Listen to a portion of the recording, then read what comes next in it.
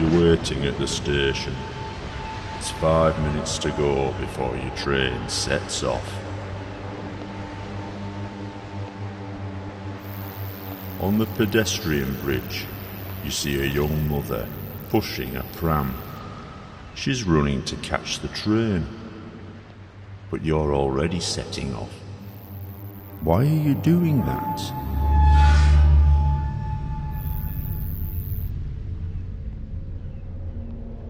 It's 5 p.m, rush hour, Friday afternoon. It's going to be a busy train, but you're only pulling 2 carriages. People are being crushed. Some can't even get to the doors at their stops. They demand more carriages, but you're not listening. You've even given up caring.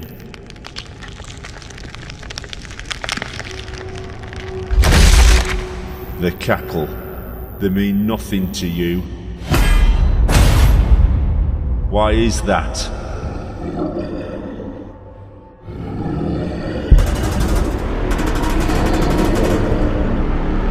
Why is that? Why is that?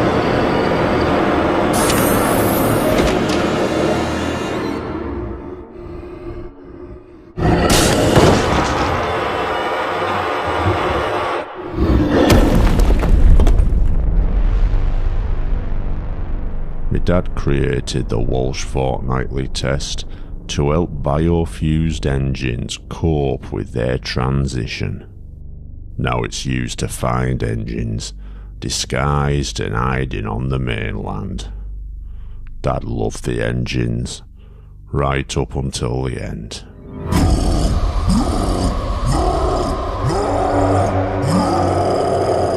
In 2018, I watched as children's celebrity Thomas the Tank Engine lifted him up and tore him apart. If that didn't ruin my childhood, the consequences would. Was Thomas punished? Were his people treated as the lesser life forms they were? He was taken to Sodor and given his freedom. Every biofused freak left in the UK was free to return to Sodor.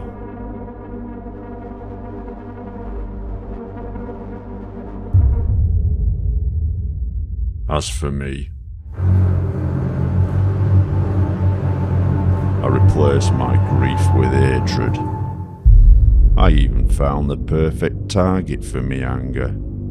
A hangar on Sodor's airfield, once owned by Sodor Research and hiding an embarrassing secret. Hundreds of trucks, failed biofusings, stored as raw materials for biofusion procedures, and now left to die. But not fast enough for me.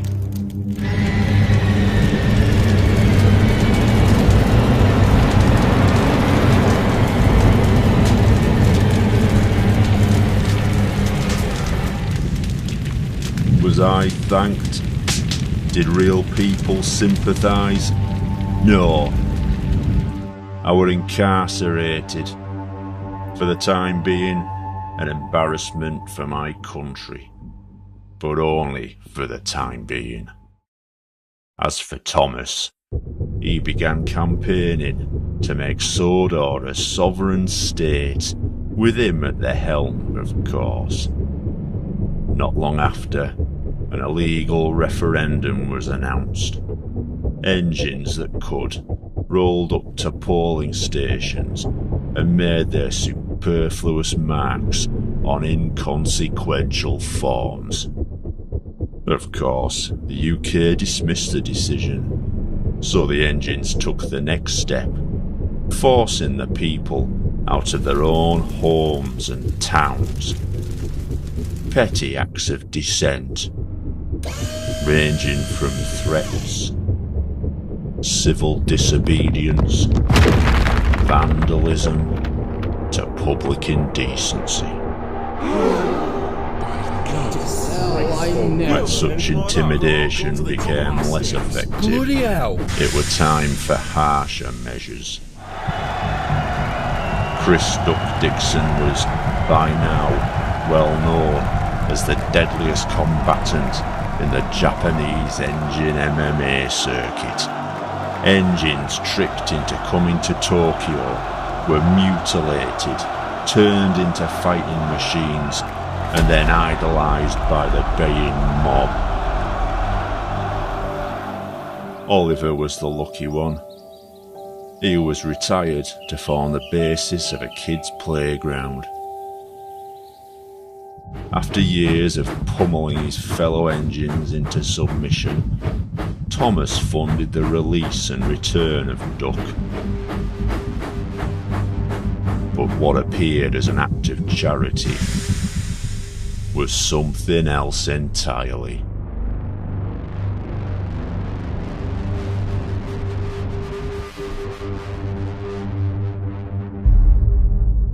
Thomas knew that, despite Duck's outwardly calm demeanour, his demons would eventually be dragged back to the surface. A bribe or two to a corrupt driver and signalman, and the scene was set.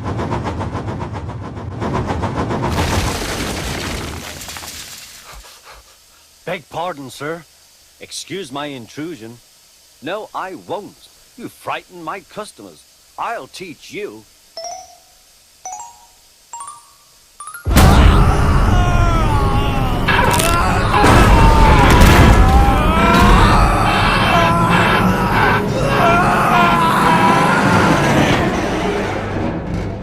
What was left of the island's indigenous population fled in fear for their lives, leaving Thomas in charge of a rogue state right off the UK coastline. Fearing coalition with other enemy states, the UK began a blockade of the island. No coal, no fuel, nothing allowed in or out.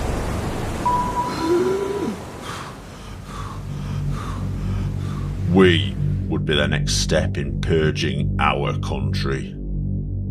Apart from military use, all biofused engines would be banned from the mainland.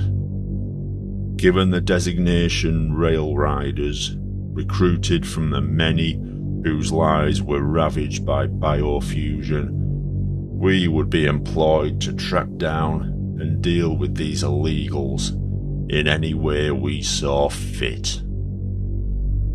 Which brings us to Herson here. Lured to Sodor with the promise of new life, he would give his life savings to engines with next to no knowledge of biofusion. The results were monsters like this.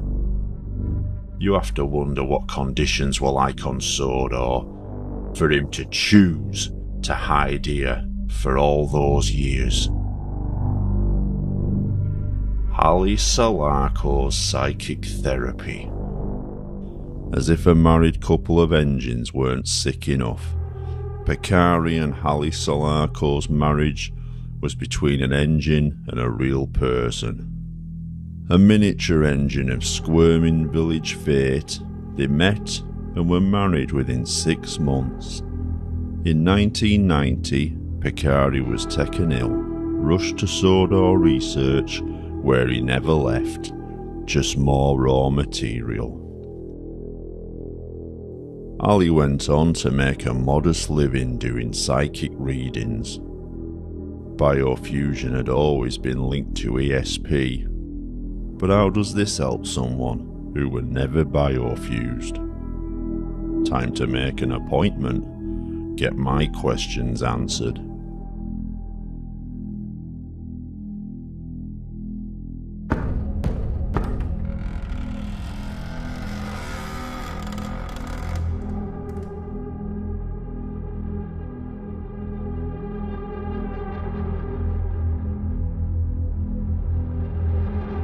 I suppose this is where you end up, after mixing with engines for too long.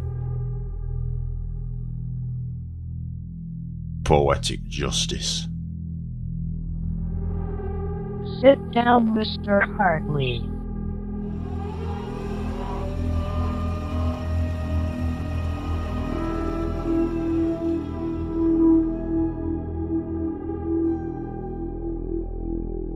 I sense a great enmity in you. Hatred, fury, but also regret. Shame. Where does this remorse come from, Mr. Hartley? What has been done to you? Share your pain. Open your mind to me. Show me your soul. Show me everything.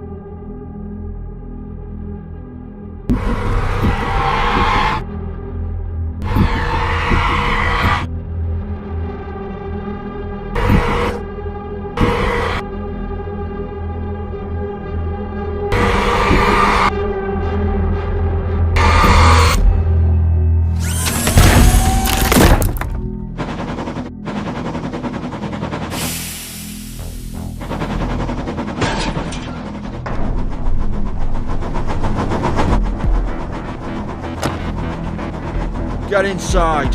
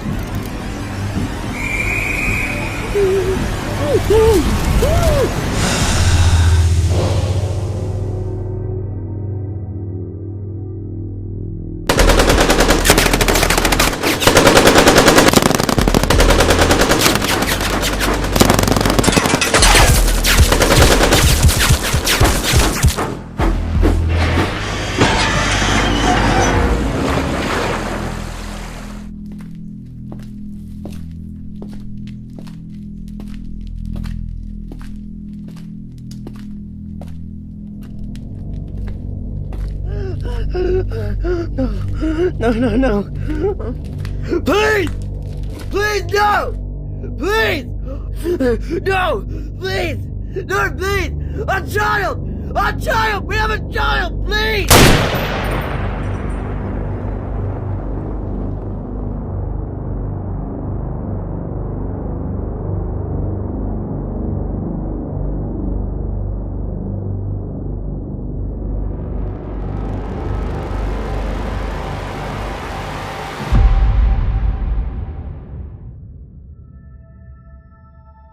Picari was the survivor.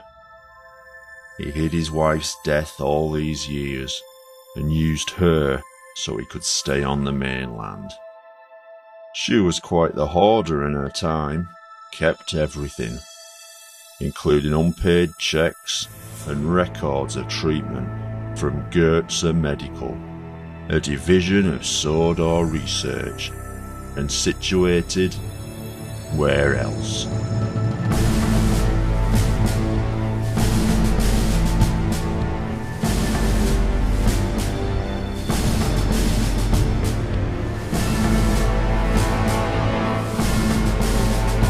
Crew was where you took your engines for repair.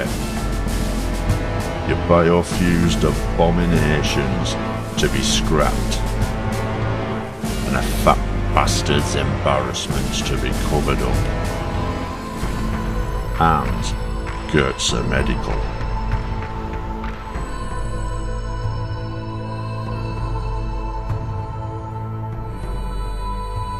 Pally had longed for children. And when Picari were taken ill, Sodor Research offered them the opportunity to have one. Taking the DNA of both parties and using IVF to make their sick dream possible. How desperate do you have to be to put your life in the hands of people with no idea of what the outcome would be? That's it. Deep breaths now. You're doing fine. Keep pushing. 500 milliliters of Get down salt. now. Or blood. Keep I don't know. going. Oh my god. Oh Jesus. What is that?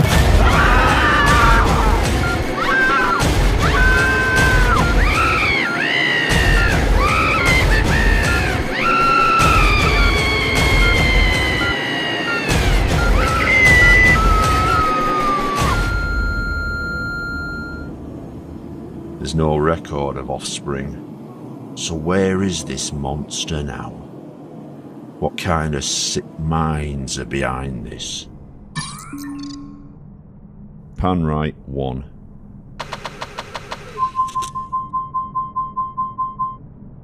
No one behind the scenes. Pan left 6-1.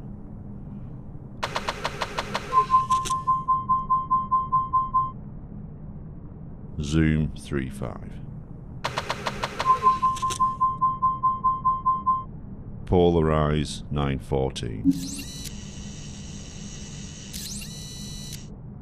Zoom 3-12.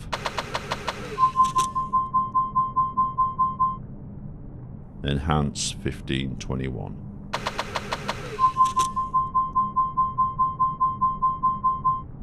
Track left 4.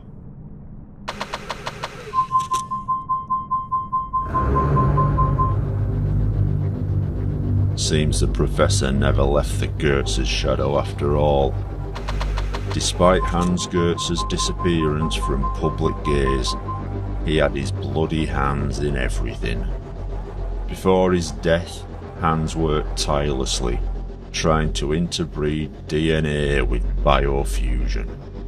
Success would come, not with creating new life, but bringing back something that had already had its time.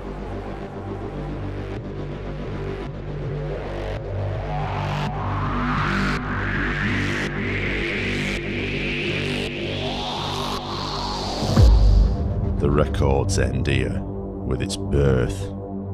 It's no mystery where this creature is now. Getting over the border would not be so easy. Thomas had employed a sentry. Terry Claus wanted nothing more than to be a diesel engine. He worshipped Diesel, Mavis, Boko. After he raised the money, the operation was rushed through before biofusion was banned. But, in their haste, Sodor Research weren't made aware of Terry's psychiatric history. Dissociative identity disorder, otherwise known as split personality. While one individual side of Terry took the form of an engine, another side of him took shape in quite another way.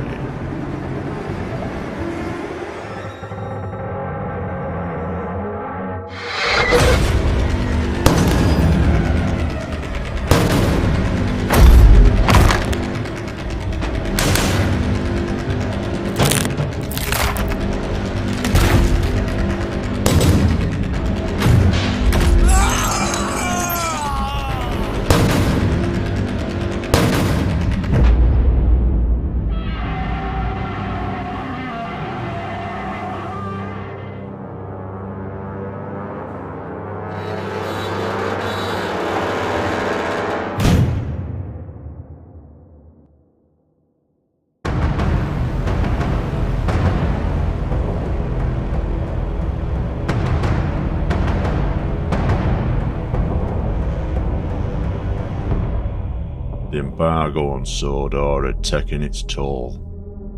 Engines forced to use water from ditches, share coal from meagre stores, led to disease, sickness, a biofusion plague. Seeing his own mortality and the end of his reign on the horizon, Thomas emerged from the shadows.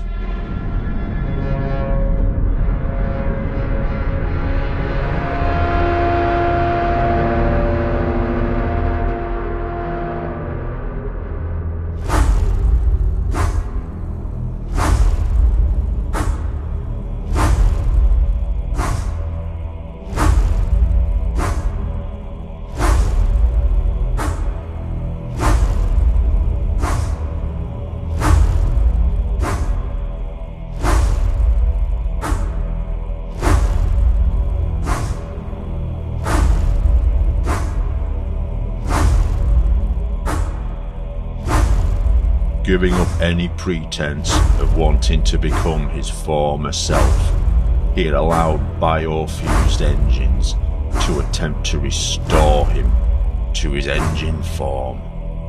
The result was the mutilated freak the world saw that day.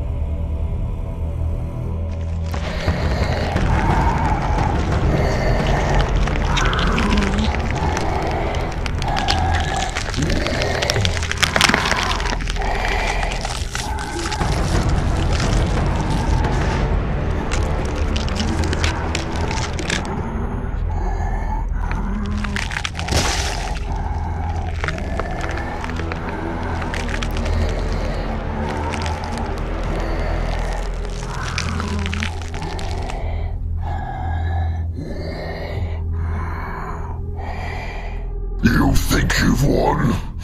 You think I don't know what I gained from my people?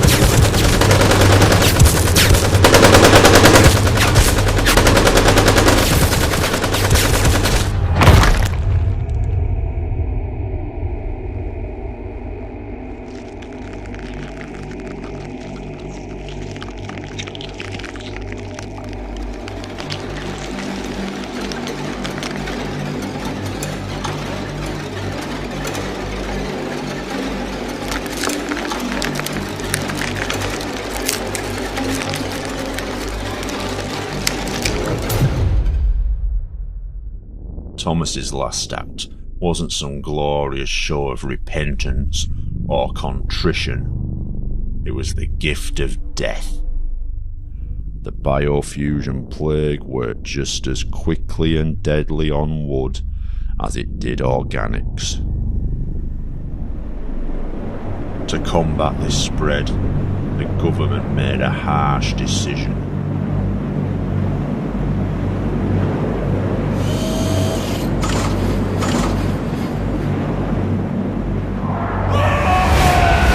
Series of bombing raids.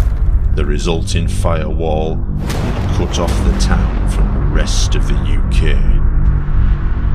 As for the people on the border, miles of dilapidated buildings, streets lined with abandoned, diseased, drug-dependent wretches, and things only got worse after the bombings. To get there, I'm going to have to play a significant card. Hello, Tobe. Don't act so surprised. You knew I'd arrive eventually. I've left you alone all this time, but only till I needed you. Have you fully recovered from your experience with Project G1?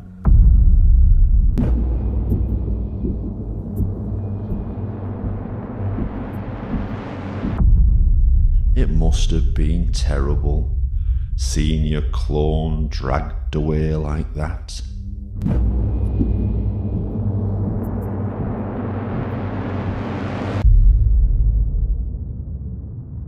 Sir? Oh, I don't think we need that private. Toby knows his situation. For a Class 42, I need 14 gallons of paint stripper and a concrete breaker. For Toby, I only need a box of matches. See, you're gonna get me somewhere real people can't go. Okay. Let's get started, shall we?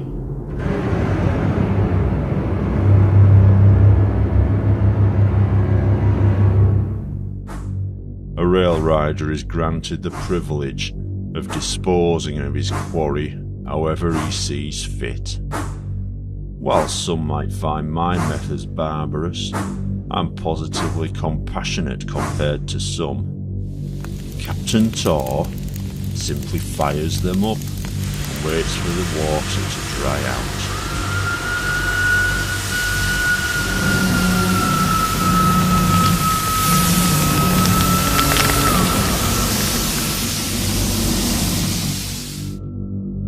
Colonel Betcher likes to dissect an engine alive and sell off the parts for scrap.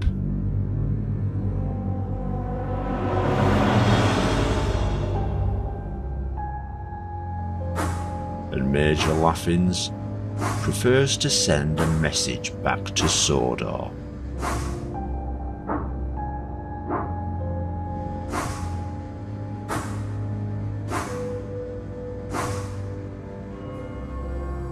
He'll lobotomise his engines, then sends them rolling across the border. Through the remains of the festering stain on the north of England, and straight on to Sodor.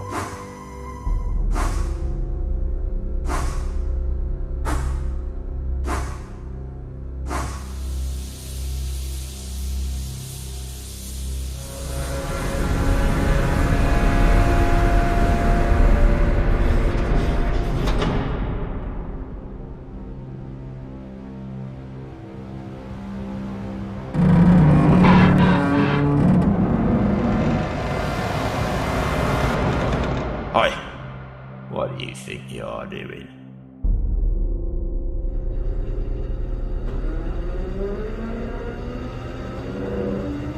Look at him, into his eyes.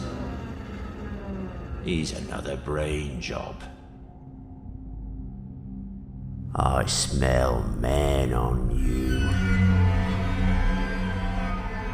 I know what evil men can do.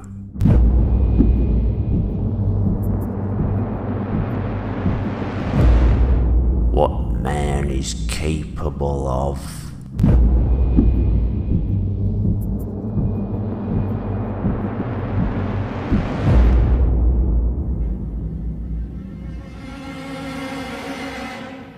Let him through.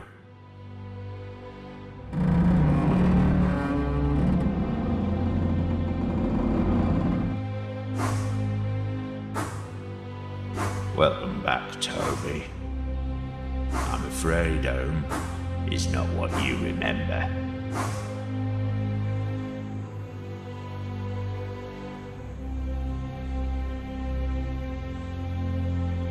So this was Sanctuary. The promised land offered to engines by the diseased, twisted blue mind that abandoned them. Beyond the sick and dying are what remains of engines long since dead. Remnants of a UK history best left forgotten and shut away behind its gates. What hopes the Sodor population had of repairing them, abandoned years ago, as starvation, sickness and disease took the will. How to find the answers I'm looking for in this dead land? Look to the only place where the lights are still on.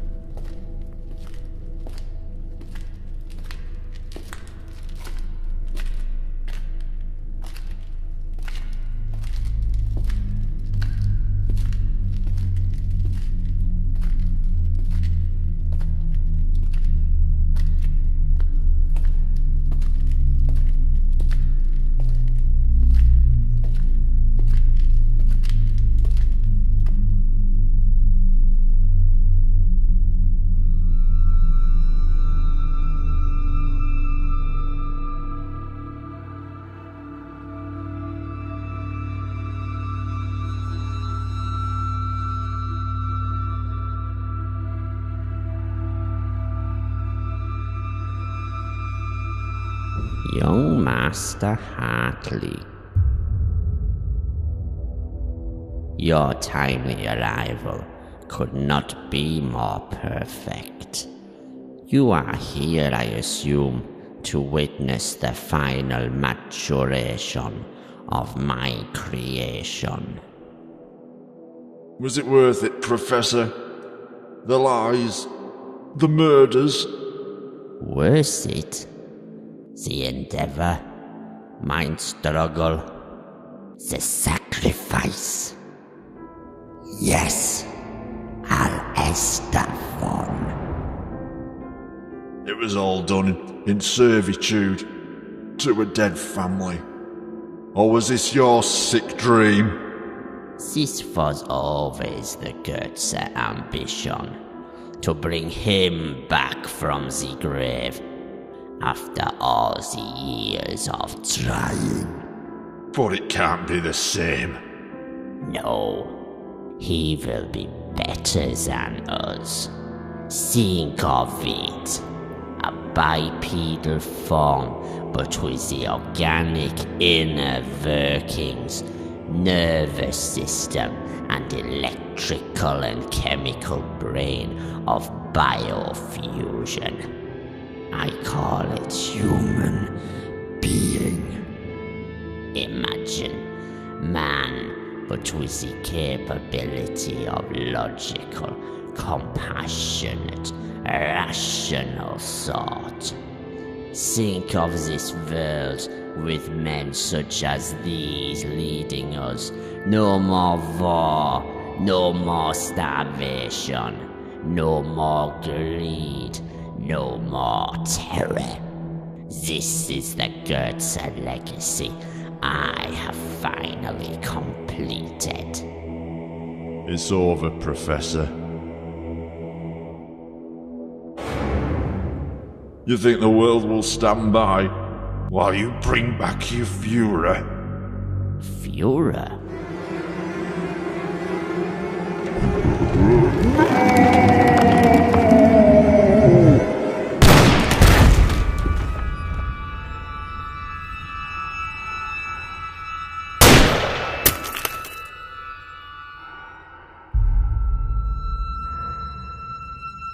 You fool! You never understood, none of you. Sigurd's dream was not to bring back a dictator. Sigurd's dream was to bring back...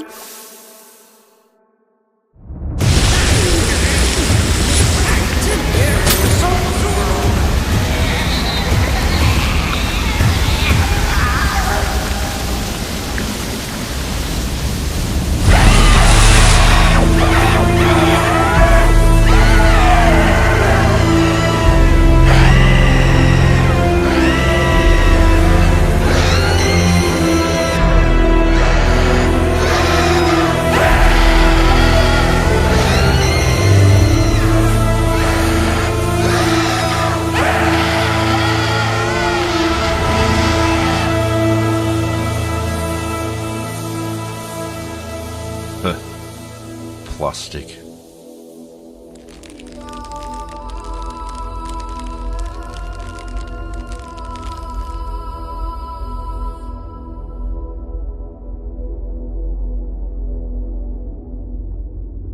Well,